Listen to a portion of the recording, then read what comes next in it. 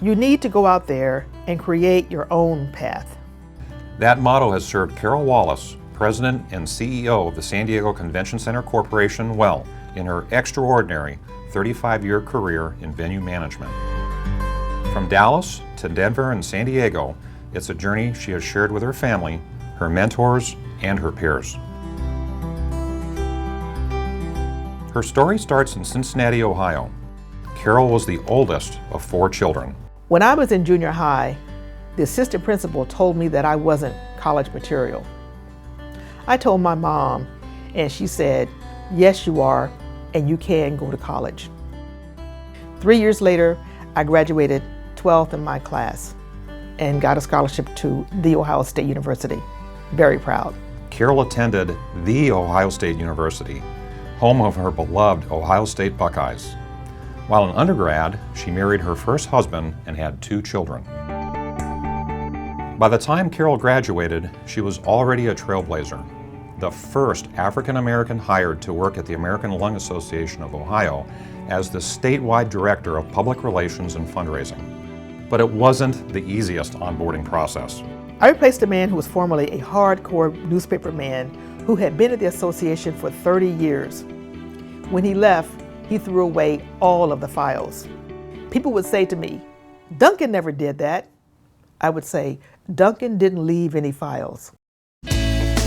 Carol's path led her to the great state of Texas. She visited the American Lung Association annual conference in Dallas to talk about her successful campaigns with the Lung Association.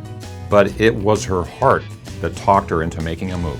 I left Ohio, it was 30 degrees. I arrived in Dallas, it was 80 every day. I had to go shopping.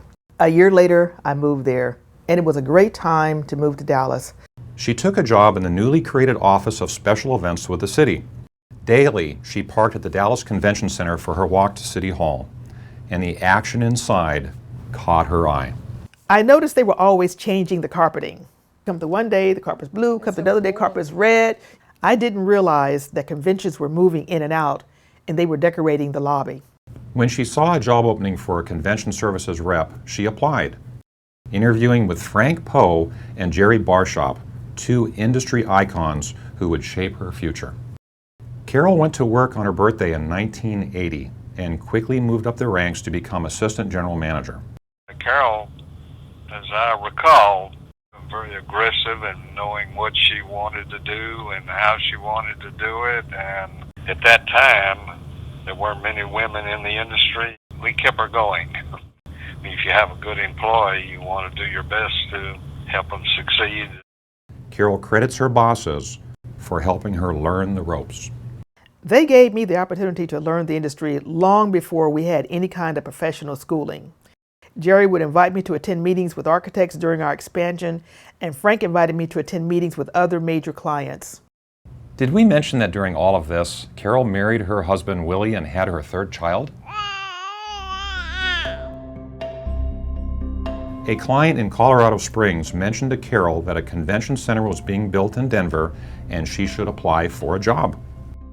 In 1988, Carol sent her resume to another industry icon, Tom Mobley. Impressed with what he saw, he arranged to drive from Denver to Colorado Springs and show her the new venue site. And in the car, he wound up offering her a job. And I had the good fortune of being able to steal her away from Jerry Barshoff and Frank Poe down at the Dallas Convention Center and recruit her to take over as general manager of the Denver Convention Center. I say my good fortune because she made me look very good as we were opening that brand new building. When the Denver Convention Center opened its doors in 1990, it had the distinction of having the first African-American woman to run a major convention center. I arrived in Denver on a Sunday. The staff person who picked me up from the airport had a bumper sticker which read, "Buckeyes are hairless nuts," and I guess I seemed like one. My first task on my first day of work was to meet with a city council committee to explain why local caterers could not provide catering services at the newly built convention center, a very contentious issue. While in Denver, Tom Mobley was a great mentor to Carol, and together with an outstanding team of people, including another IAVM icon, Joe Pashuk, Carol and the team opened the building on time and within budget.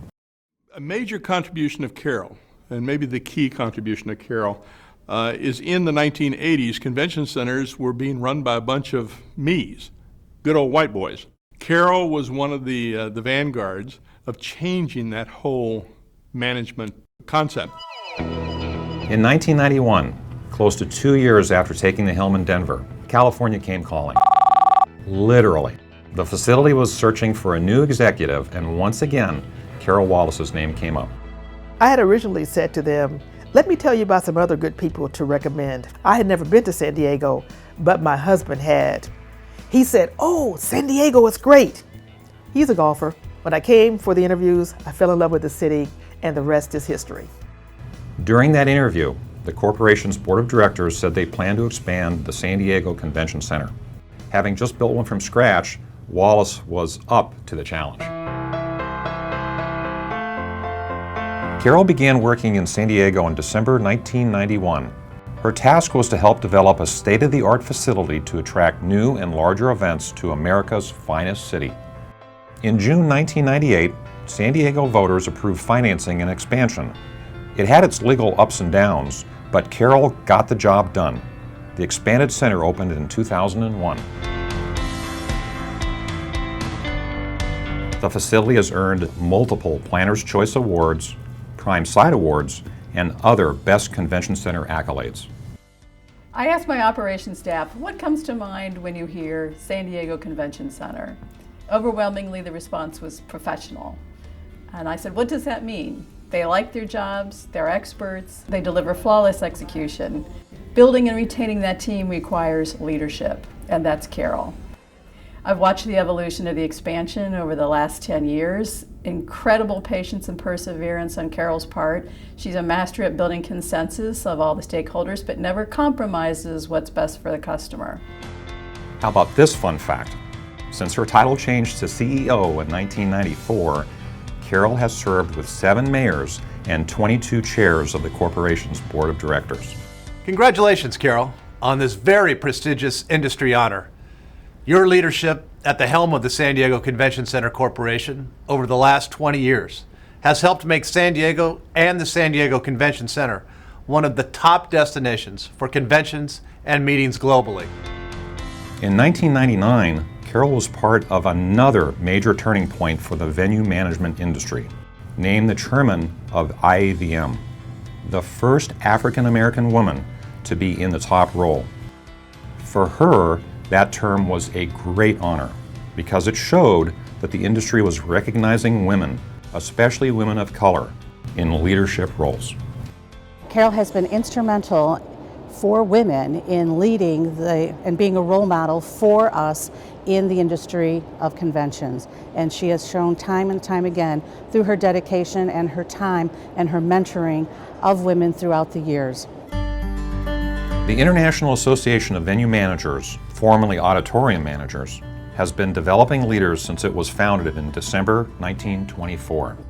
That vision has evolved into a worldwide organization that invests in professional development for public assembly venue managers. Carol recalls the first class of 1988 at Ogilvy, which became the Venue Management School and Graduate Institute in West Virginia. Over 2,800 venue managers have attended VMS and the Graduate Institute. At that time, there weren't colleges like there are now that offered educational opportunities, but IAVM paved the way long before schools did.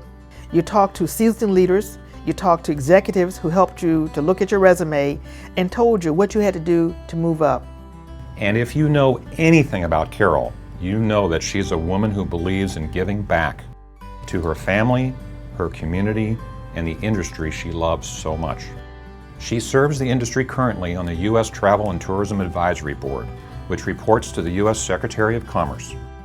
She has represented AIPC, the International Association of Congress Centers, and is a previous board member of the International Association of Exhibitions and Events.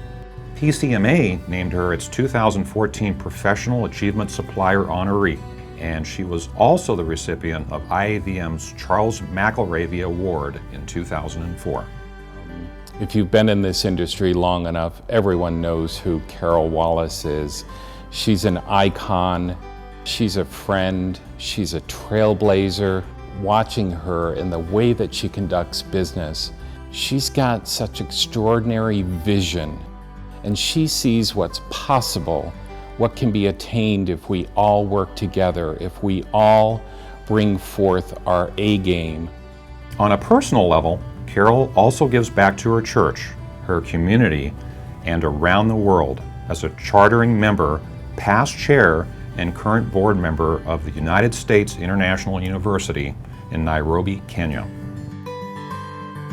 Her most important role is one she doesn't give speeches about, but ask her about her family and she can't help but smile. The best part about being a mom is being a grandma. And I'm a crazy grandma. But our kids grew up in the industry. They attended meetings with me and they worked some late nights along with me, and it was a lot of fun for them. And in fact, our youngest son told me when he was 9 years old that he wanted my job when he grew up. He's working his way there now. But the love of Carol's life is Willie Wallace, her husband of 33 years, who she calls the wind beneath her wings. I recall our first date where Willie bought me a hot dog and took me to his apartment to see a golf tournament. Now, he said it was some special Dallas hot dog, but I'm from Ohio. A hot dog is a hot dog. I married him anyway, and it's been a wonderful 33 years. He's my best friend, he's the love of my life, and now it's just the two of us. We're empty nesters, the kids are grown, we have grandkids and they're growing up. Now he's teaching me to play golf again, and so now we're becoming two old folks at the driving range arguing about how I'm gripping the golf club and having a great time doing it.